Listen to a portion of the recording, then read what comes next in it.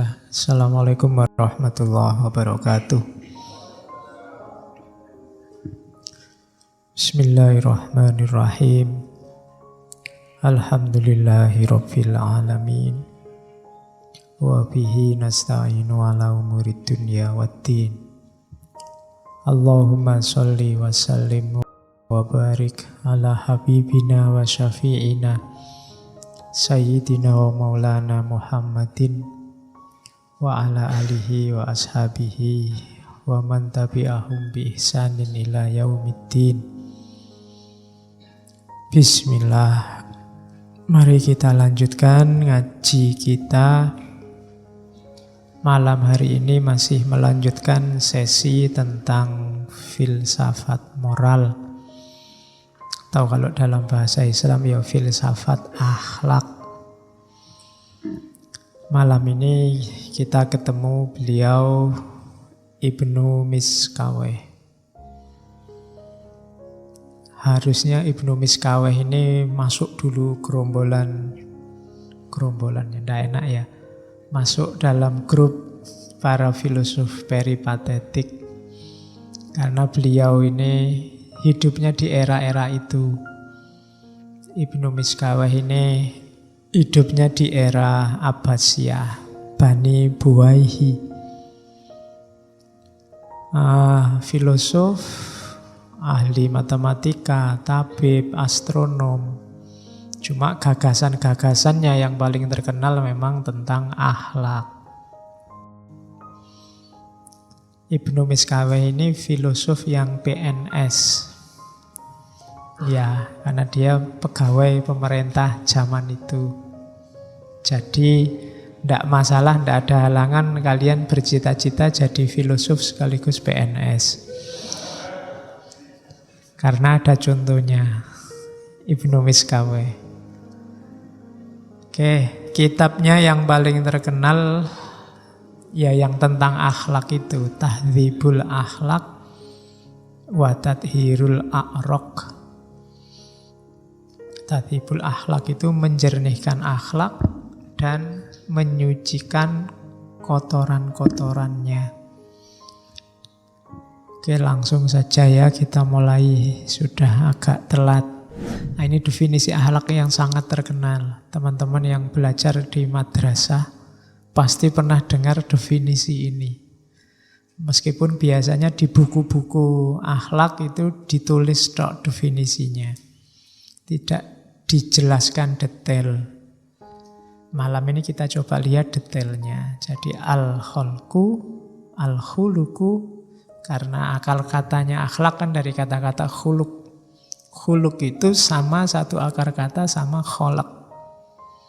Kalau pakai istilahnya Ghazali dulu, bedanya kholak sama khuluk. Kalau kholak itu ijbari. Kalau khuluk ikhtiyari. Kalau kholak itu sudah dikasih paten oleh Allah. Sudah dipaket oleh Allah. Kita tidak bisa apa-apa. Itu kholak. Kita lahir di Jogja. Kita rambutnya lurus apa keriting. Kulitnya hitam apa putih. Itu sudah paketan. Tidak perlu malu. Itu dikasih otomatis oleh Allah. Tidak dosa. Kamu kulitmu hitam itu tidak dosa, tidak harus menghabiskan uang buat beli pemutih. Kamu wajahmu jelek itu sudah anugerah. Oh iya, yang penting waras. Ya. Jadi itu ijbari, kita tidak bisa komplain. Beda sama akhlak. Kalau akhlak ikhtiari, kita dikasih potensi oleh Allah, silahkan milih. Jadi orang baik bisa, jadi orang jahat bisa. Itu khuluk. Sama-sama mampu. Ngelus-elus orang bisa, mukuli orang juga bisa. Mulut kita ini ngomong yang baik-baik mampu, misuh ya fasih. Jadi bisa, kamu tinggal milih dari mulutmu keluar yang seperti apa, bisa. Nah, al-khuluku itu halun lin nafsi. Berarti kondisi jiwa. Jadi berarti dia hal, bukan pertama-tama praktek.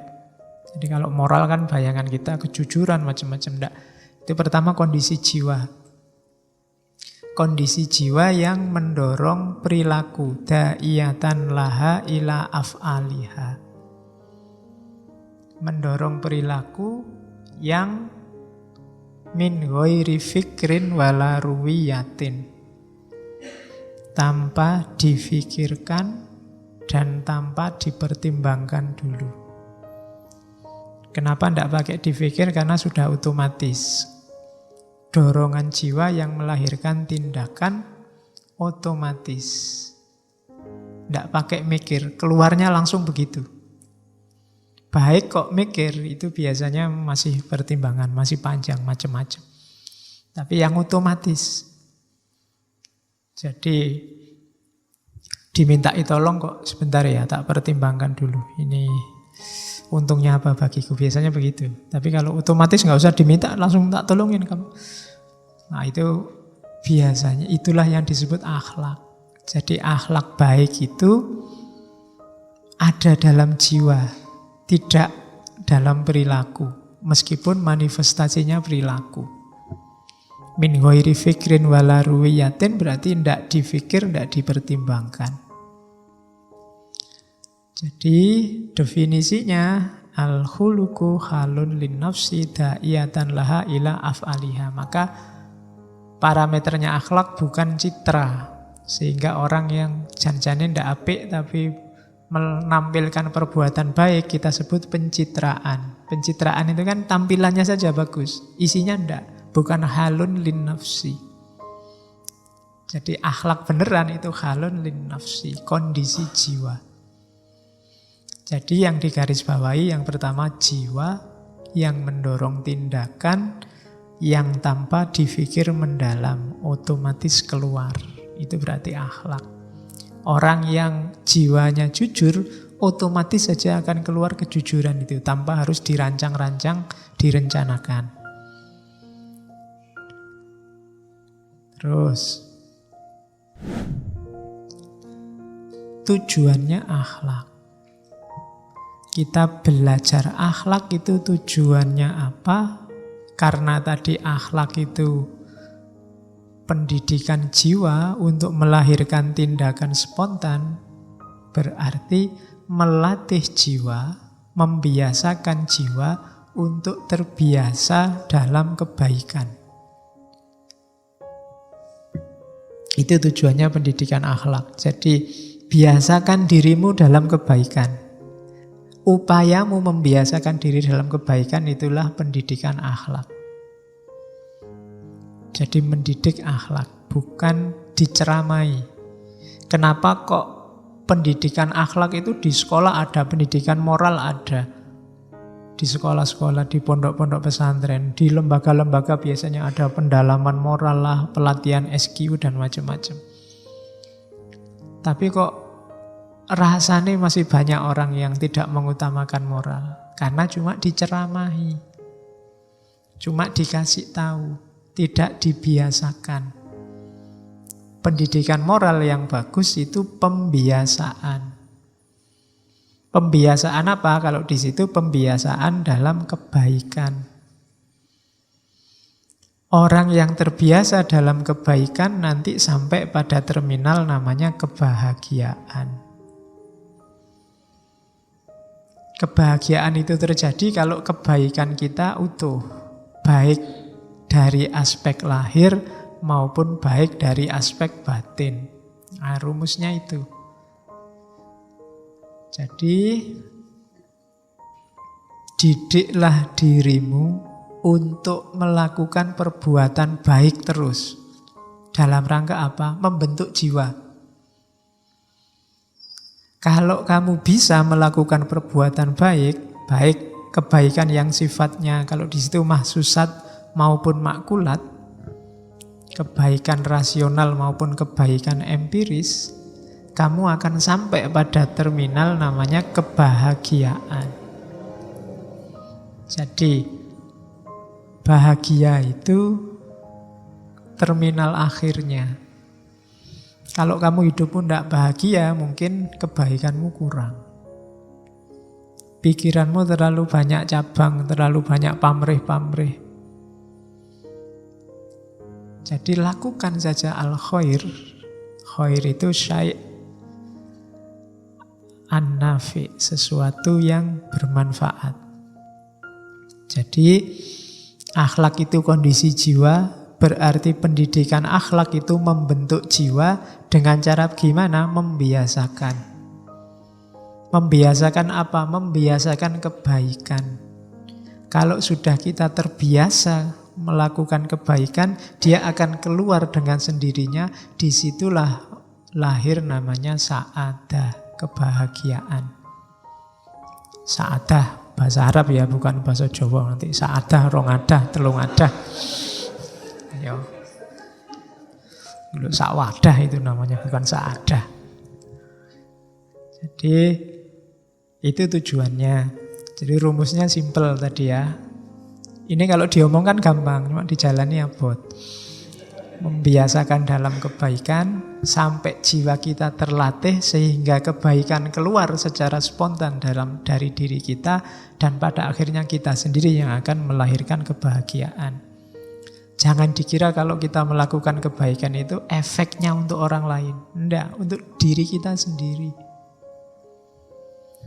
Jadi kalau kita melakukan hal yang baik, biasanya baik itu hubungannya sama orang lain, tapi sebenarnya manfaat paling besar untuk diri kita sendiri.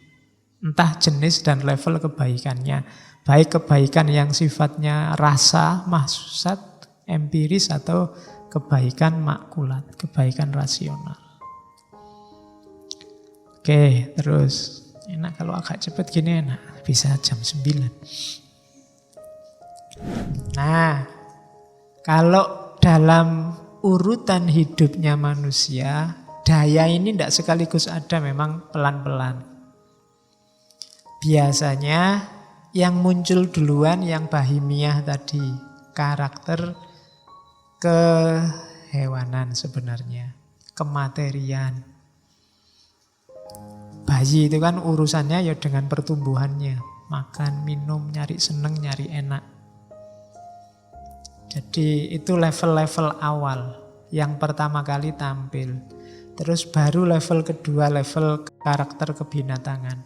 Karakter untuk bergerak, menginginkan sesuatu, mempertahankan diri, ingin meraih sesuatu. Ada senengnya, ada sedihnya, ada ambisiusnya, ada patah hatinya. Itu level kedua. Baru level ketiga muncul natiko. Ini kalau akalnya sudah sempurna. Agama menyebutnya sudah mumayyiz. Jadi munculnya step by step. Tidak langsung begitu bayi langsung pinter, bijaksana, jadi filosof. Ya pelan-pelan. Harusnya di usia-usia kita sudah mulai menapak anatikos lebih dalam. Kalau level kita kok masih sibuk di karakter kematerian, kita masih tidak ada bedanya sama bayi. Yo, ayo introspeksi. Kira-kira mental kita ini mental level bayi apa level ABG? Kalau ABG kan level kayak kebinatangan itu kan sedang hangat-hangatnya. Nah, nyari seneng saja itu biasanya level kedua. Nyari enak saja itu biasanya level pertama. Jadi yo, hidup kita biasanya mana yang dominan? Yang pertama, yang kedua, apa yang ketiga? Cirinya kita sudah nyampe natikoh, katanya Ibnu Miskaweh, sudah punya rasa malu enggak kita? Kalau sudah punya rasa malu, disitulah dimulai pendidikan akhlak. Duwe isin. Kok sampai tua orang duwe isin, berarti belum balik. Ya, yo jangan dimarahi, berarti kan tokoh-tokoh kita kok korupsi besar-besaran, enggak punya malu ya dia, oh kasihan dia belum balik berarti. Karena kalau dia sudah balik, sudah punya rasa malu. Semakin orang besar harusnya dia rasa malunya semakin besar. Bukan kemaluannya loh ya, rasa malunya. Jadi semakin besar. Semakin orang duwe isin berarti dia semakin belum dewasa. Jadi adikmu besok, anakmu besok kalau sudah ngerti malu, saatnya pendidikan akhlak. Berarti dia sudah bisa membedakan mana baik, mana buruk, mana pantas, mana tidak pantas. Saatnya dididik akhlak. Karena parameternya rasa malu. Makanya Nabi bilang, kalau kamu tidak malu, lakukan apapun yang kamu inginkan. Terus, sekarang manusia ideal. Cirinya manusia yang sudah paripurna akhlaknya itu biasanya syaratnya ini. Asyauq ila ma'arif wal ulum. Rindu pada ilmu pengetahuan. Kalian punya potensi jadi manusia ideal menurut Ibnu Miskaweh kalau punya kerinduan pada ilmu. Berarti jiwamu haus untuk penyempurnaan. Tapi kalau sama ilmu berat, latihanlah cinta sama ilmu. Bukan kok terus ditinggal. Oh berarti belajar bukan bakat saya Pak. Enggak. Saya enggak bakat Pak belajar itu. Harus dibiasakan untuk suka belajar. Karena dari situ nanti kita bisa mencapai manusia ideal yang kondisi jiwanya optimal tadi. Nah, suksesnya kamu di dunia ilmu itu kalau pengetahuannya sudah nyampe level kuliah. Makanya kamu kalau di kampus kan kuliah namanya. Itu harusnya sampai level kamu menyempurnakan pengetahuanmu.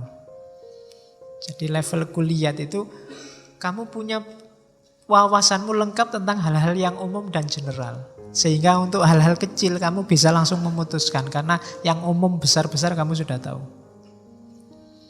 Nah, itu namanya kuliah. Ada problem apapun akan selesai. Karena pengetahuanmu levelnya kuliah, tidak juz'iyat. Tapi saya sudah kuliah bertahun-tahun kok pengetahuan saya masih terpotong-potong Pak, belum kuliah. Ya berarti belajarnya gak nyampe. Belajar terus sampai ke level kuliah. Ya kuliah statusnya aja.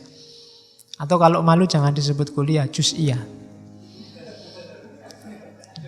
Ya, berangkat kemana pagi-pagi mau juz'iyah? Belajar sepotong-sepotong ilmu karena ilmu kita nggak nyampe. Ya, kuliah itu universalitas, hal-hal universal. Makanya orang makrifat itu orang yang terbuka tentang hakikat universal alam semesta. Oh, ternyata hidup itu rahasianya cuma ini toh. Jangan diartikan orang makrifat ngerti hal detail paling kecil hidupmu, enggak. Dia ngerti hal-hal kuliat. Kalau sudah ngerti yang kuliat, yang juz'iyat itu masuk dalam skema kuliat. Sehingga kamu memahaminya lebih gampang. Lebih cepat. Karena kamu sudah tahu hakikat rahasianya. Itu makanya pengetahuan disuruh nyampe level kuliah. Untuk sampai ke kuliah syaratnya 2. Tafakkur sama tadabbur.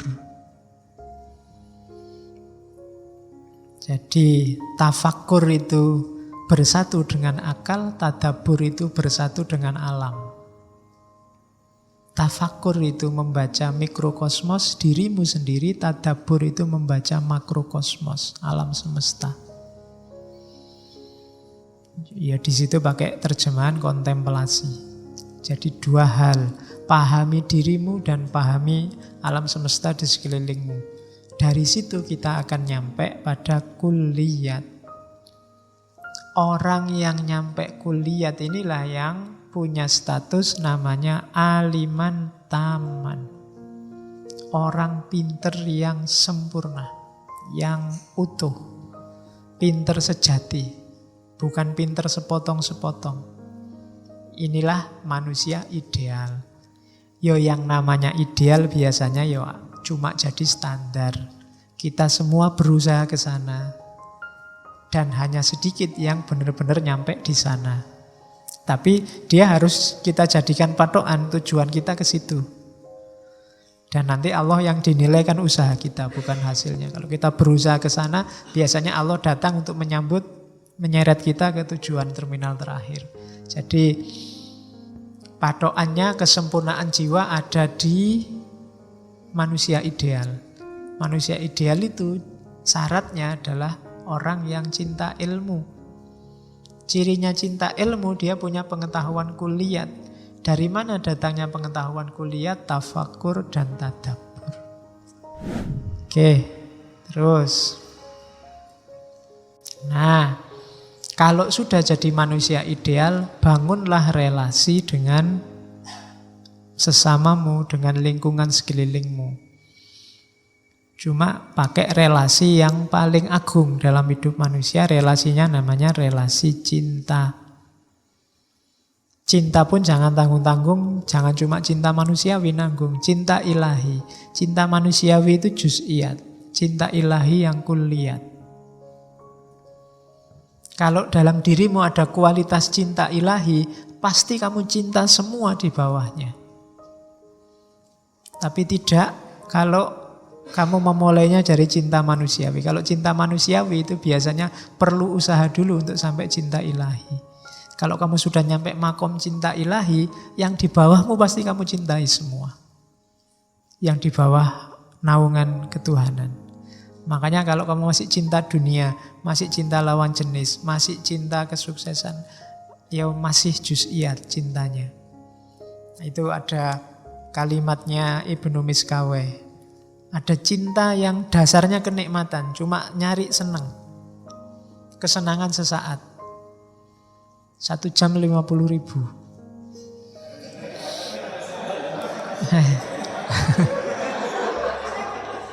Iya.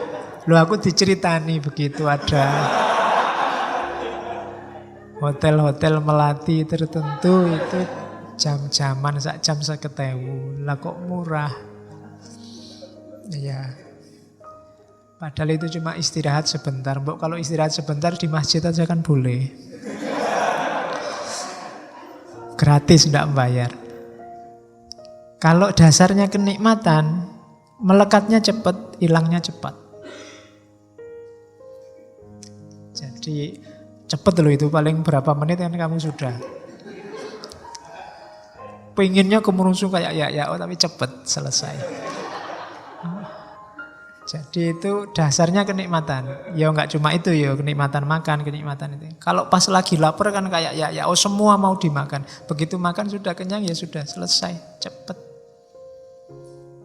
Jadi hati-hati kalau kamu punya pacar, dasarnya apa kamu cinta aku. Kalau nyari kenikmatan ya cepat itu nanti datangnya dan cepat perginya.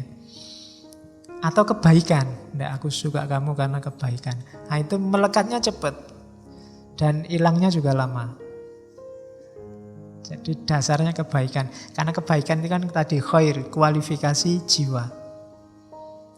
Karena kamu baik, itu lama hilangnya. Tapi kalau kenikmatan, karena kamu cakep, itu kan hubungannya sama kenikmatan fisik.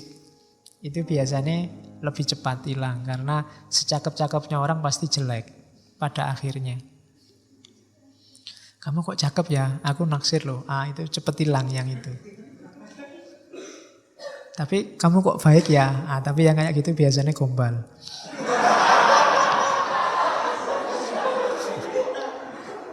Aslinya yo nyari fisik. Tapi yang memang kebaikan, benar-benar karena kebaikan itu biasanya lebih tahan lama. Ada yang kemanfaatan. Kalau dasarnya kemanfaatan, melekatnya lama, hilangnya cepat. Kamu suka karena temanmu ini punya motor dan kamu bisa memanfaatkan pinjam motornya. Itu lama kamu bisa lekat sama dia. Kalau sudah lama-lama baru kamu tersentuh oleh temanmu itu. Tapi hilangnya cepat. Begitu motornya dijual ya sudah. Karena yang kamu ambil manfaat sudah hilang. Jadi kenapa kamu suka temanmu itu? Senang saya Pak, kalau ujian bisa nyontek. Begitu temanmu gak asik contekan ya sudah putus. Hilangnya cepat dan nyambungnya lama. Atau cinta yang dasarnya semua kebaikan. Nah itu berarti ya lekat sekali dan pudarnya lama. Cuma 4 hal ini levelnya cinta manusiawi, duniawi. Adalah yang merangkum semua cinta ilahi. Jadi bangunlah relasi di level cinta ilahi. Terus, ini teori mewarisi Aristoteles. Teori jalan tengah. Rumusnya kita semua sudah tahu, kebaikan itu ada di tengah-tengah, tidak di ekstrim. Jadi, segala keutamaan, semua yang baik itu bahasa Arabnya iktidalat, seimbang atau al-wasat, pertengahan. Nah, tengah-tengahnya gimana? Katanya Ibnu Miskaweh tadi, bahimiyat tadi, nafsu yang paling jasad, tengah-tengahnya apa? Iffah, menjaga kesucian diri. Jaga diri. Orang yang kekurangan apa kelebihan dalam makan misalnya, kurang makan jelek, kebanyakan makan juga jelek. Maka tengah-tengahnya itu pas. Itu iffah, menjaga diri. Kurang makan membahayakan kesehatan, kebanyakan makan membahayakan kesehatan juga. Tetap harus menjaga diri, iffah. Itu untuk yang bahimiyat. Untuk yang ghotbiyat, syaja'ah. Berani. Berani itu tadi kan ghotbiyat itu kan rohani, hubungannya sama gerak, sama ambisi, sama keinginan. Itu syaja'ah. Syaja'ah itu tidak nekat, sembrono, juga tidak pengecut. Tidak introvert, tapi juga tidak sangat ekstrovert. Tengah-tengah, syaja'ah. Berani itu siap gerak, tapi penuh perhitungan. Itu tengah-tengahnya ghotbiyah. Silahkan rancang keinginanmu dengan berani, tidak dengan ngawur, nekat, atau tidak berani bikin planning. Tengah-tengahnya syaja'ah. Kemudian kalau natikoh, tengah-tengahnya hikmah, kebijaksanaan. Bijaksana itu kemampuanmu untuk meramu pengetahuan sehingga pas, cocok untuk diterapkan. Kadang-kadang kan pengetahuan itu kan saya bilang sifatnya kayak senjata. Kapan kamu pakai pisau, kapan kamu pakai pedang, kapan kamu pakai samurai, kapan kamu pakai pistol, harus pas. Musuhnya pakai apa, kamu pakai apa. Medannya seperti apa, kamu pakai apa. Kalau nggarap sawah ya pakai cangkul, jangan pakai keris. Nggarap sawah, ini keris ampuh loh Pak. Iya, tapi untuk nggarap sawah ya pakainya cangkul, kan gitu. Jadi itu kayak senjata. Maka bijaksana itu ngerti. Ya enggak mentang-mentang keris ampuh terus dipakai untuk macul di sawah. Untuk macul ya pakai cangkul. Kan begitu. Itu namanya bijaksana. Pengetahuan filsafat dari awal sampai akhir ini kan macam-macam itu isinya. Ya kapan pakai John Dewey, kapan pakai Immanuel Kant. Semuanya ada unsur-unsur yang pas untuk hidup kita. Kalau setiap kali kita ngaji kan kita mesti, iya ya hidup itu begitu. Iya ya hidup itu begitu. Karena apa? Ada bagian dari hidup kita yang cocok sama itu. Maka pakailah dengan dosis yang cocok juga. Kapan harus pakai Karl Marx, kapan harus pakai Nietzsche, kapan pakai Freud. Itu kan kita harus ngerti dosisnya. Begitu salah dosis, ya kacau hidup kita. Itu loh. Waktunya harus serius, eksisten kayak Nietzsche, kamu pakai yang pasif-pasif kayak sufi-sufi, ya berat. Waktunya berjuang, ya pakai senjata yang bisa untuk berjuang. Waktunya tidur pakai bantal. Jangan waktu tidur pakai cangkul. Tidak bisa. Itulah kebijaksanaan. Jadi intinya filsafat belajar di situ sebenarnya. Nyawanya ada di situ. Oke, nanti gabungan dari tengah-tengahnya tiga tadi namanya adalah keadilan. Tengahnya tengah itu keadilan. Ya, nanti penjelasannya panjang di Ibnu Miskaweh. Tapi yang jelas hampir mirip dengan beberapa filosofi yang lain. Keadilan itu nyawanya moralitas. Itu dosis yang adil. Oke. Rumusnya ini kalau mau dipakai, pakai diagram. Jadi iffah tadi, kalau bahasa Arabnya iffah, antara dingin-dingin itu maksudnya kekurangan dan rakus, syarah, humud dan syarah. Syaja'ah antara jubun dan tahawur. Hikmah antara balagh itu dungu. Dungu itu tidak sama dengan bodoh. Dungu itu mungkin pengetahuannya banyak, tapi menggunakannya tidak pas. Itu dungu namanya. Kamu lah sudah ngerti toh kalau kayak gitu. Iya nih saya tidak tahu harus dipakai toh ternyata. Itu orang menyebutnya dungu. Balagh bahasa Arabnya. Atau lancang. Tidak ngerti nekat aja. Nah itu namanya sofah. Kalau adil ya lawannya zalim, aniaya. Baik menganiaya maupun dianiaya, bagi Islam dua-duanya tercela. Maka jangan izinkan dirimu dianiaya dan jangan bolehkan engkau menganiaya, itu Islam. Kalau kamu sedang dianiaya, ya keluarlah dari konteks keteraniayaanmu. Kalau kamu sedang menganiaya, berhenti, jangan menganiaya. Di level apapun. Karena fenomena keteraniayaan itu menunjukkan tauhid yang tidak hidup. Kenapa? Dalam fenomena penganiayaan ada yang ranking atas, ada ranking bawah. Yang atas menganiaya yang bawah. Dan ketika ada hierarki atas bawah, berarti ada yang di atas makhluk selain Allah. Itu berarti tauhidnya perlu dipertanyakan. Kita keluar dari jerat yang anti tauhid itu berarti kita keluar dari jerat kezoliman. Tengah-tengahnya adil. Nah yang butuh dalil tak kasih dalil. Ben koyo ngaji tenanan. Ini dalilnya tengah-tengah. Ya. Yo yang paling kita kenal kan wah khairul umuri. Dulu Ustadz saya kalau ngaji khairul umuri ausatuha. Segala hal itu yang paling baik yang tengah-tengahnya, kecuali donat, mesti gitu. Ya, kalau donat jangan dimakan tengahnya, tidak ada apa-apanya. Adanya pinggir.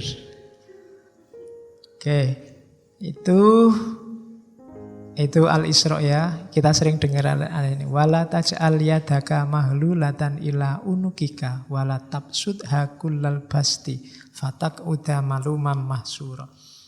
Jangan jadikan tanganmu terbelenggu, jangan males-malesan. Atau jangan kikir. Wala tabsudha kullal basti, juga jangan boros. Nanti kamu menyesal dan tercela. Oh, itu kan maksudnya tengah-tengah. Jangan kikir, jangan pelit. Ya, kebajikan ada di tengah-tengah. Mentang-mentang sodakoh itu bagus, terus sodakoh semua aja. Itu tabsudha kullal basti namanya. Ya janganlah, kamu nanti pulang naik apa, besok makan apa, buat nyaur utang apa, ya harus dipikir.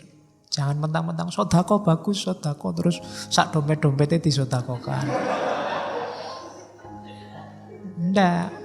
Bala tabsudha kullal basti. Meskipun juga jangan kikir, jangan disembunyiin kalau pas ada tarian. Ya kan? Ndak ada uang besar semua gitu.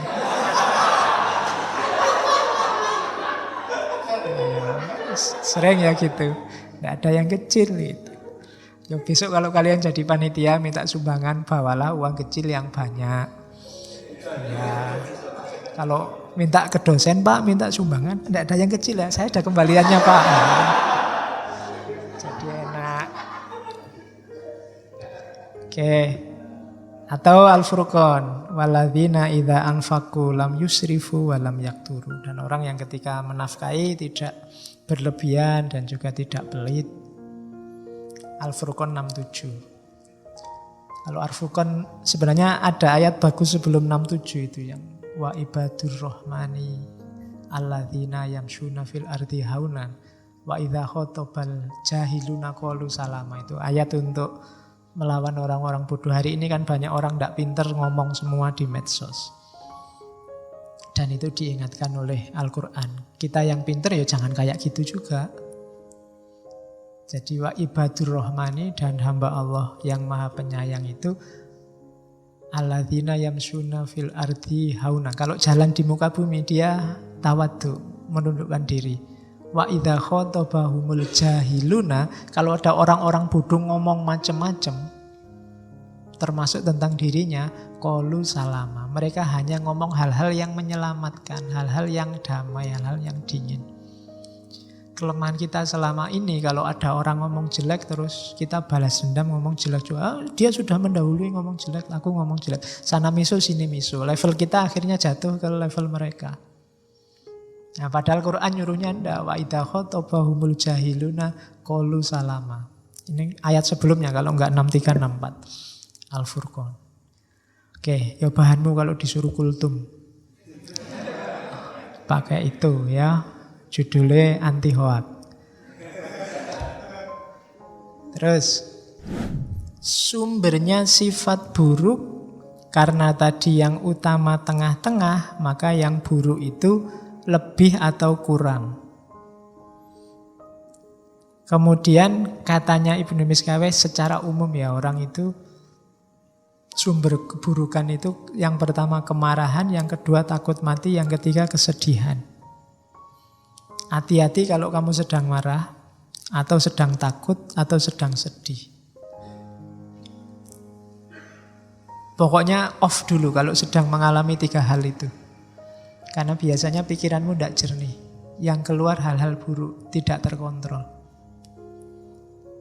Kalau di Ibnu Miskaweh, kemarahan itu bisa melahirkan ujub, sombong, merasa besar, iftikhor, bermegah-megahan, cekcok, mirok, menang sendiri, lajat, muzah. Muzah itu ketawa-ketawa, gurau. Mak lampir itu kan, kalau dia kan ketawa terus itu. Itu karena dia punya niat jahat, marah, ingin menyesatkan orang, terus dia mesti ketawa. Nah, hati-hati dengan orang yang ketawa terus. Ya ketawa ya sekali-sekali, neng ojo, guyu terus. Mengeraskan hati kalau katanya Nabi. Muzah. Jadi biasanya orang marah juga begitu, menyepelekan orang. Jadinya muzah, menertawakan orang lain. Membohongi diri. Tidak sadar berapa kapasitasnya, merasa dia besar luar biasa, berhak balas dendam. Istihza, mencemooh orang lain, menertawakan orang, atau menindas orang lain. Dan jangan mudah takut, termasuk takut mati. Mati itu tidak perlu ditakuti. Orang takut mati karena tidak tahu hakikat kematian, tidak tahu nanti setelah mati ada apa, tidak tahu kalau jiwa itu kekal, menganggap mati itu berat luar biasa, takut siksaan setelah mati, tidak tahu yang dialami setelah mati, takut meninggalkan keluarga, harta, dan lain-lain. Tidak usah ditakuti. Belajarlah tentang kematian, nanti kamu akan paham. Ya nanti entah sesi kapan kita ngomong filsafat kematian. Kalau kamu berani.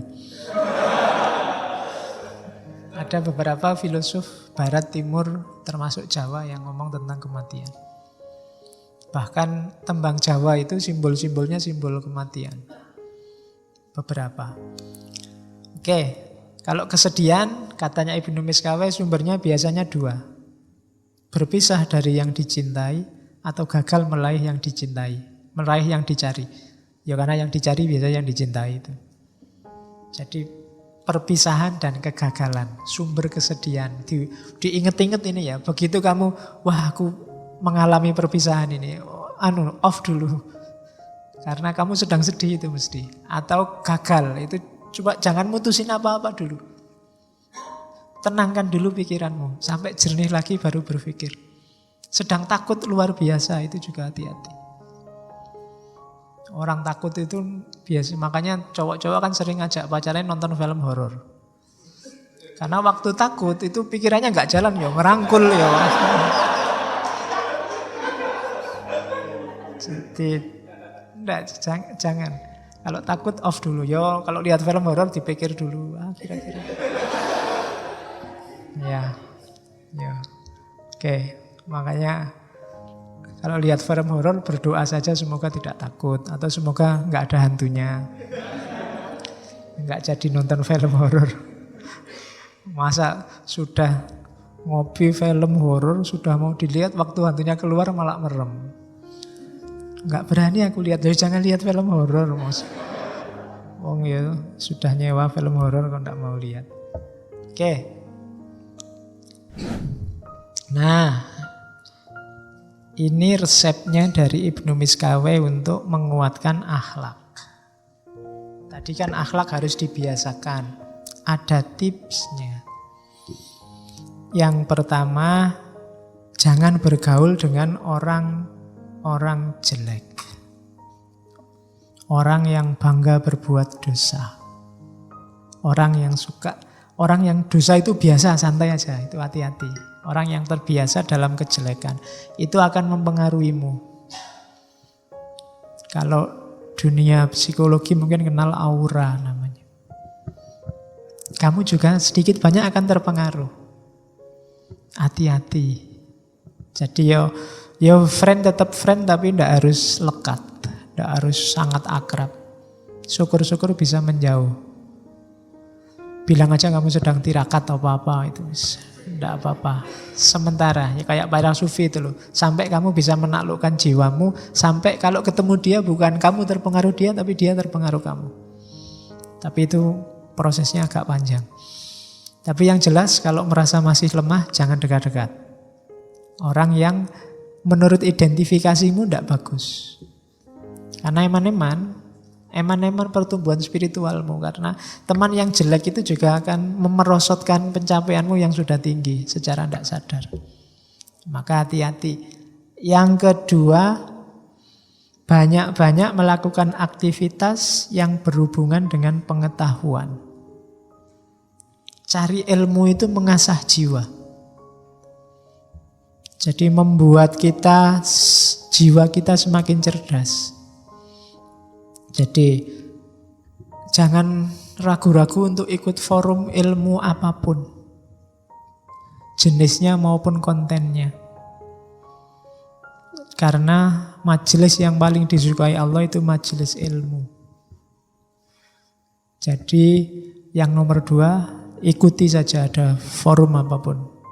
Ngaji apapun. Apalagi yang ada makan dan snack gratis. Lumayan. Dapat ilmu juga dapat snack. Oke. Yang ketiga, kalau bisa, karena tadi di antara nyawanya kebijaksanaan itu, untuk ketemu kebijaksanaan atau ilmu, itu kan bau-bau filsafat. Kalau bisa, logikanya dilatih.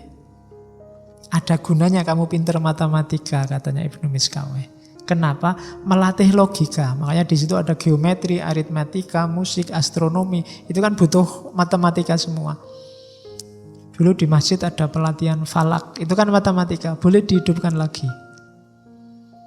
Kenapa? Selain melatih cara berpikir, itu melatih orang objektif. Mencintai kebenaran. Itu matematika ya. Meskipun kita agak trauma karena sering tidak lulus.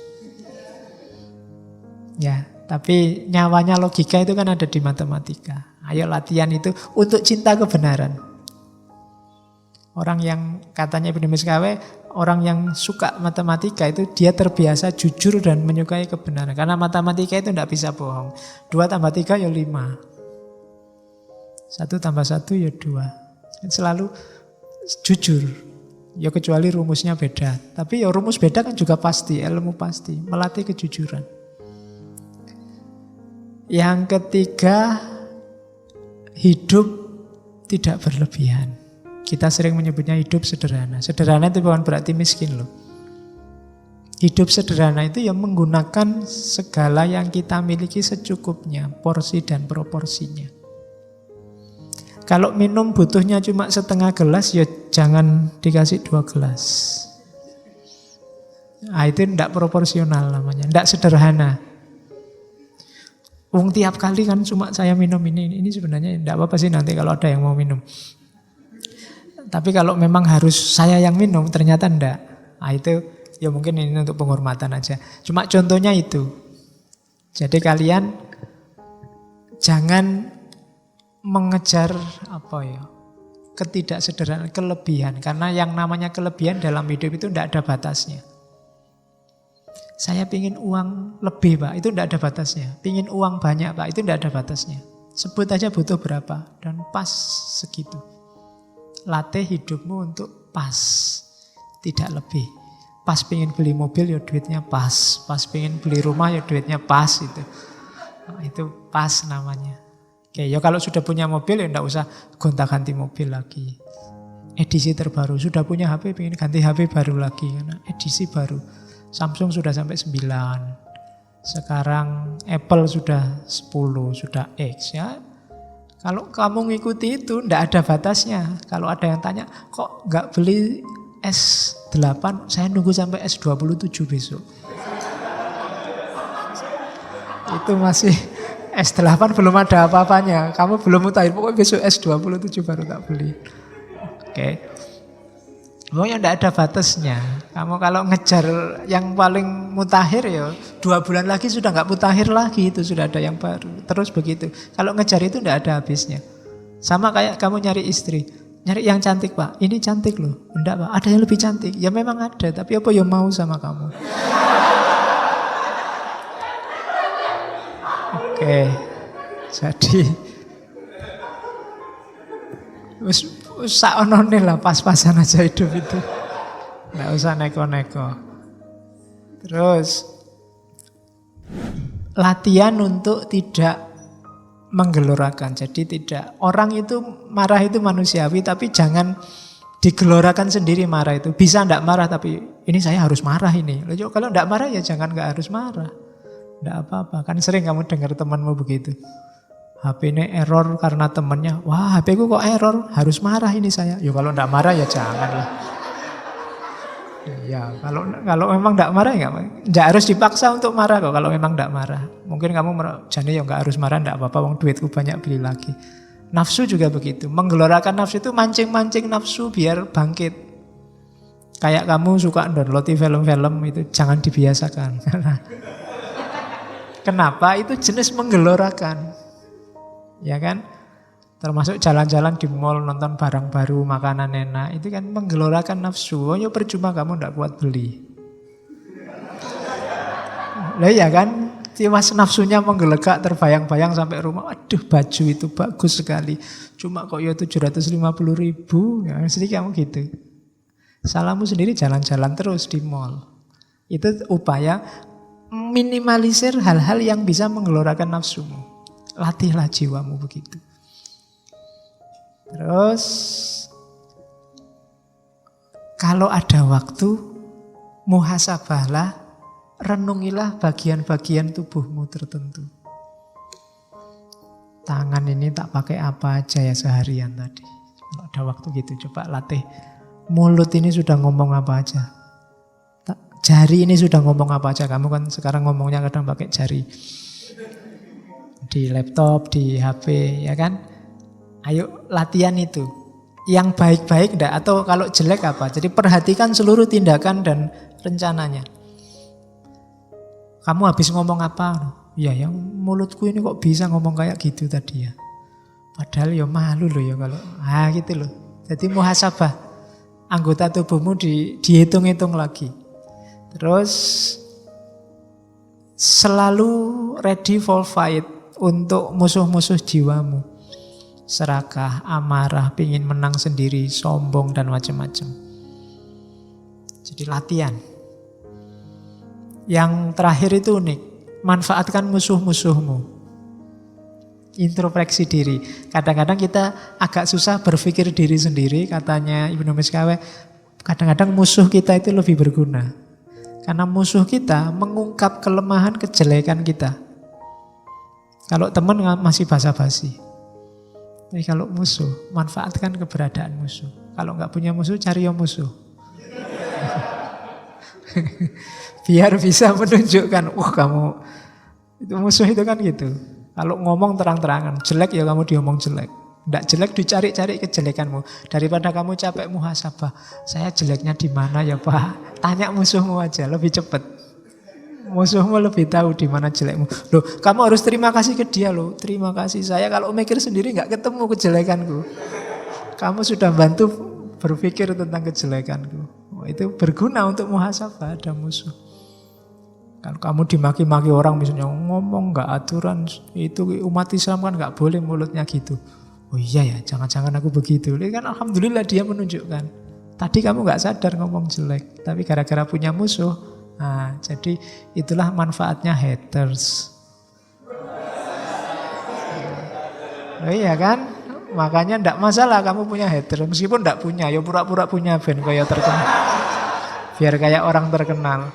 Haters itu gunanya apa? Menunjukkan di mana jeleknya kita. Dan itu berharga sekali loh buat kita kalau ingin naik kelas. Kualitas hidup kita semakin baik. Jadi kalau ada orang maki-maki kamu, menjadikan kamu, terima kasihlah. Karena kamu tidak punya waktu untuk muhasabah sendiri. Dibantu dia yang muhasabah tentang kita. Oh, itu jasanya besar untuk hidup kita. Jadi terima kasih haters. Besok bikin kaos itu ya. Terima kasih haters. Kamu membuka mataku tentang betapa aku ini banyak kejelekannya. Kan gitu. Oke, itu saya potong dari Tahdzibul Akhlak itu. Kita harus selalu dalam proses perbaikan akhlak. Karena inna wujuda jauharil insan muta'allakun bikudrati fa'ilihi wa kholikihi tabaraka wa taqaddasa ismuhu ta'ala. Kalau bentuknya jiwa, kapasitas potensinya jiwa itu berhubungan dengan takdir, kudrat dari pembuat dan penciptanya yaitu Allah. Kalau wujud, tapi kalau tajwid, fa'amma tajwidu jauharihi famufawwadun ilal insan wa huwa muta'allakun bi iradatihi. Kalau perbaikannya, jadi wujud itu keberadaannya, tajwid itu memperbaikinya. Perbaikan jiwanya itu dititipkan mufawwadun, menjadi haknya, menjadi tugasnya manusia. Berhubungan dengan niatnya, keinginannya. Maka setiap hari kita harus berniat untuk memperbaiki akhlak kita. Memperbaiki akhlak kita berarti memperbaiki diri kita. Nyawanya diri kita ada di situ. Cara memperbaikinya gimana? Itu ada 4 hal yang disarankan oleh Ibnu Miskaweh. Yang pertama, adat wal jihad. Biasakan diri dan jihad. Jadi jihadun nafas ini memperbaiki akhlak. Taklukkan dirimu, nafsu-nafsu rendah, keserakahan yang tidak terbatas, taklukkan. Biasakan dirimu dengan sungguh-sungguh. Kuncinya sejak awal tadi pembiasaan. Kemudian ada yang lebih gampang lagi, tidak harus ngalami sendiri apa? Belajarlah dari pengalaman orang lain. Bacalah kisah-kisah orang soleh, belajarlah meniru mereka. Bacalah kisah-kisah orang-orang tercela, belajarlah tidak kayak mereka. Itu belajar dari kisah orang lain. Tidak usah ngalami sendiri. Tidak usah ngalami jeleknya maling, nggak usah harus kamu maling sendiri terus digupuli orang sekampung. Cukup kamu lihat pelajaran, itu loh nasibnya maling. Kan itu. Belajar dari pengalaman orang lain. Tidak harus nunggu mengalami bencana, cuma kita belajar dari bencana orang lain. Yang kedua, belajar dari orang lain. Yang ketiga, belajar dari diri sendiri. Namanya mawas diri, muhasabatun nafas. Yang keempat, pakai strategi oposisi. Jadi oposisi itu kamu muhasabah, temukan jelekmu. Kalau sudah ketemu jelekmu, hadirkan lawannya. Misalnya kamu ketemu, ternyata saya itu pelit, ada teman pinjem aja bilang tidak punya uang, padahal uangku masih banyak misalnya. Maka untuk ngatasi ini apa? Strateginya oposisi. Hadirkan kedermawananmu misalnya. Wah, kasihan teman tadi sudah pergi, tak kejar. Mas, tadi tak tolak, sekarang tak utangi berapapun. Itu menghadirkan kedermawanan. Contohnya ngono. Jadi ternyata mulutku itu jelek, kalau ngomong suka misuh-misuh. Sekarang hadirkan kebalikannya, karena kamu sama-sama bisa. Ngomong lembut bisa, ngomong kasar bisa. Sekarang hadirkan yang lembut-lembut. Jadi itu namanya strategi oposisi. Pak, tapi kalau enggak dari jiwa kita kan berat. Loh, makanya tadi dibiasakan. Ya memang awalnya kaku. Temenmu mungkin ketawa, alah kamu biasanya cangkeme kaya iya. Sekarang pakai ngomong soleh-soleh apa misalnya. Loh enggak apa-apa. Nanti lama-lama dibiasakan juga akan jadi ke sana. Jadi hadirkan oposisinya dan biasakan. akan membentuk jiwamu. Jadi jiwamu itu bukan barang jadi, harus dibentuk. Terus, nah, tadi kan perbaikan akhlak, materinya apa kemudian? Banyak. Tadi kan bolak-balik disuruh cinta ilmu. Syaratnya untuk idealnya moral itu manusia yang cinta ilmu pengetahuan. Nah, diurut ya katanya Ibnu Miskawe. Yang pertama misalnya dari anak kecil tadi, ya harus dididik hal-hal yang wajib bagi kebutuhan tubuh. Ini unik kalau di Ibnu Miskawe untuk kebutuhan tubuh itu contohnya sholat, puasa, sa'i. Karena memang 3 ibadah ini punya implikasi langsung bagi kesehatan jasmani. Kalau sa'i jelas. Sa'i itu mungkin bahasa olahraganya jogging. Ya kan? Puasa bahasa kesehatannya diet. Sholat, ya nyuwun sewu, mungkin bahasa kasarnya kaya senam, yoga. Loh itu kan, mungkin Ibnu Miskawe lihat itunya. Bahwa ada loh hal-hal yang dibutuhkan oleh tubuh. Dia ngasih contoh itu. Padahal itu ibadah lagi sehat. Cuma ya ibadah yang mantap, gak kayak mungkin sholat kita mungkin agak minimal. Sholat kita kan cepet. Kita kan jenisnya the flash, cepet sus gitu. Semakin pinter kita semakin cepet kekuatan sholatnya. Ya, jadi sholat, puasa itu kan kayak menahan diri. Itu kan orang nyari kesehatan biasanya puasa. Atau sa'i itu.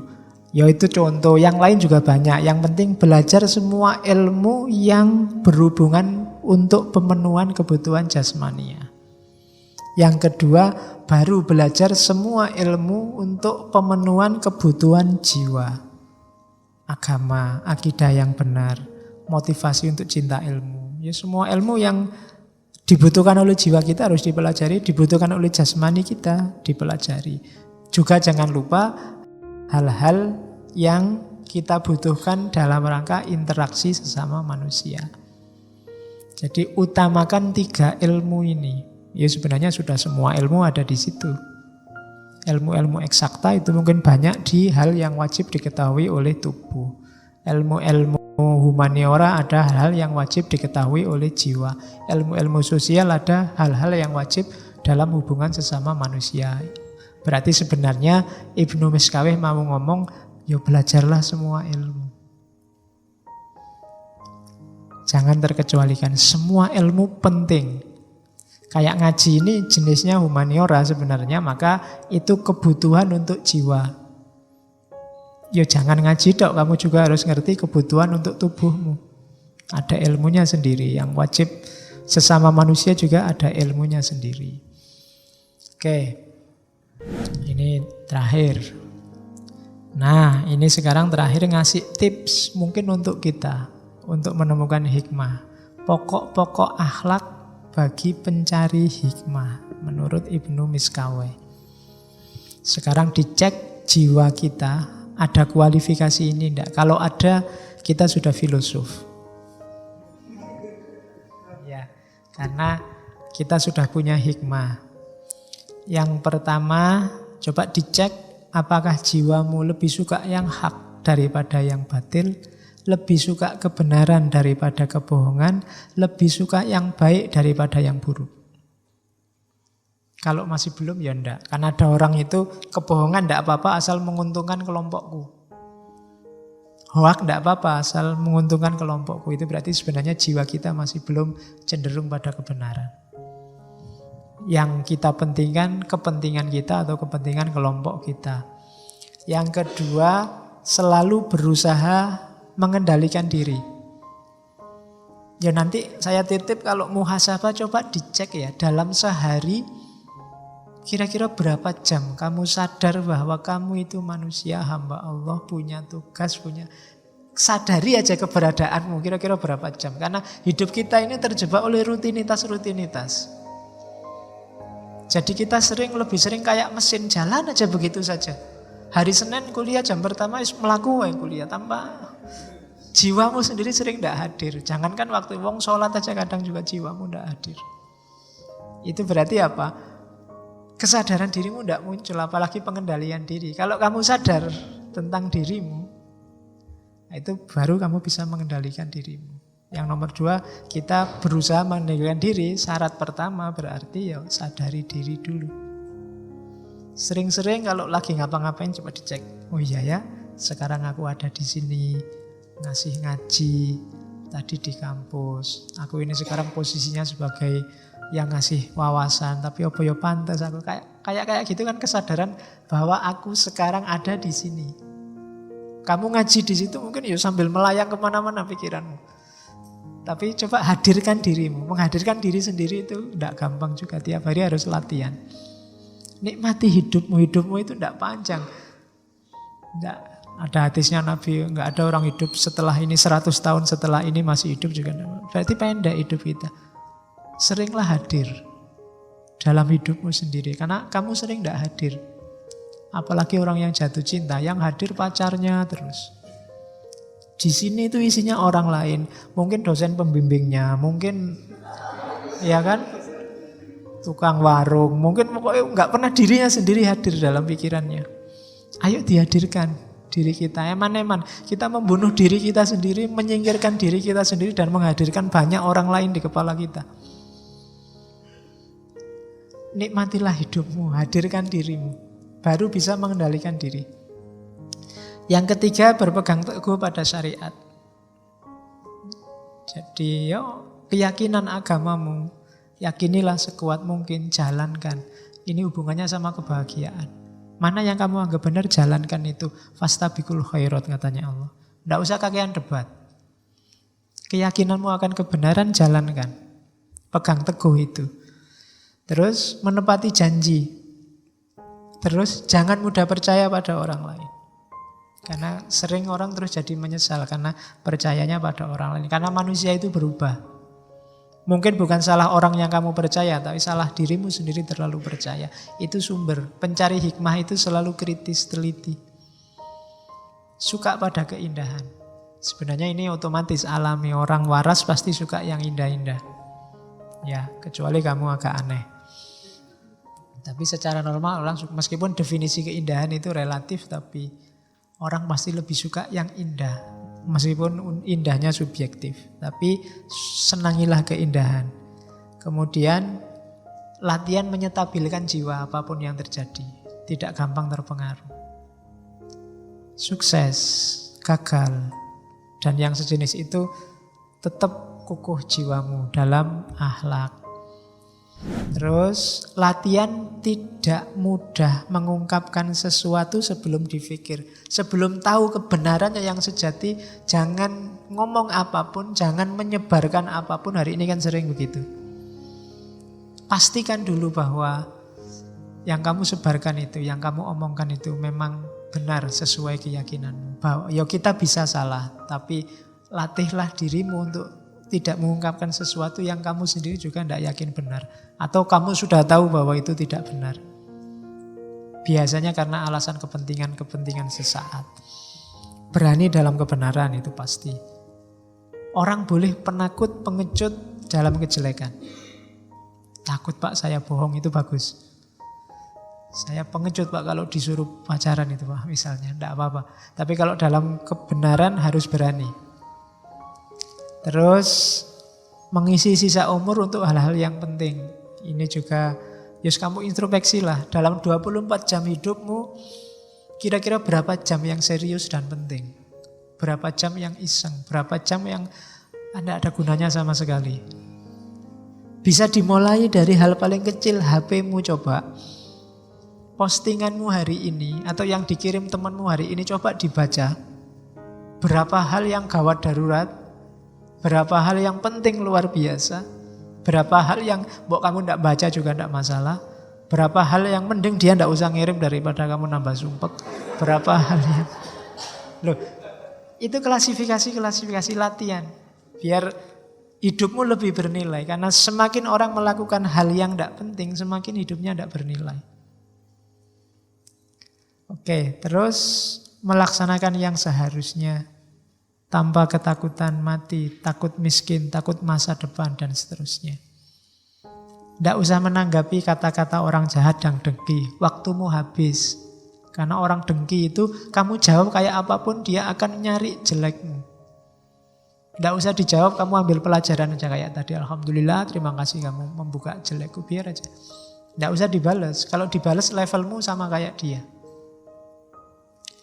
Terus selalu menjaga, itu bukan menjadi, selalu menjaga stabilitas kondisimu, kaya, miskin, terhormat, terhina, tidak masalah. Saya sudah berakhlak baik loh Pak, kok masih tidak dihormati sama orang lain, masih suka dihina sama orang lain, tidak masalah, tidak ada hubungannya. Terus ingat sakit ketika sehat, ingat sedih ketika senang, ingat tulus ketika marah. Jadi ketika sehat ingatlah sakit, maka kita hati-hati. Ketika senang ingatlah sedih, kita tidak berlebihan. Dan ingatlah tulus ketika marah. Orang marah itu berarti ada sesuatu yang dia inginkan tidak terwujud. Orang yang begini biasanya tidak tulus. Ada pamrihnya. Maka ingatlah ketulusan. Oh ya, saya kan harus tulus. Apapun orang tulus itu, apapun hasilnya nggak masalah. Dia tidak akan mengungkit, tidak akan menggugat. Dan yang terakhir, kuat keinginan dan optimis sepenuhnya kepada Allah. Percaya. Jadi tidak usah bergantung pada apapun, percayalah sepenuhnya pada Allah. Tidak usah nunggu balasan yang baik dari orang lain, tidak usah nunggu dibaiki orang lain, tidak usah nunggu orang lain berbuat baik padamu. Kamu saja berbuat baik dan percayalah kalau Allah nyuruh itu, nyuruh pada kebaikan, pasti hasilnya juga baik. Yakin pada Allah saja. Nah, itu pokok-pokok pencari hikmah. Sudah selesai. Itu quote dari Ibnu Miskaweh, sebenarnya miliknya Plato. Meskipun Plato tidak pakai bahasa Arab. Ya, mut bil iradat tahya bitobiat. Matikan keinginanmu, maka kamu akan hidup secara alami sesuai kehendaknya Allah. Terlalu banyak keinginan, itu maunya Ibnu Miskaweh, mengeruhkan jiwamu. Pasrahkan saja semua keinginan, hidup secara alami. Mut bil iradat tahya bitobiat.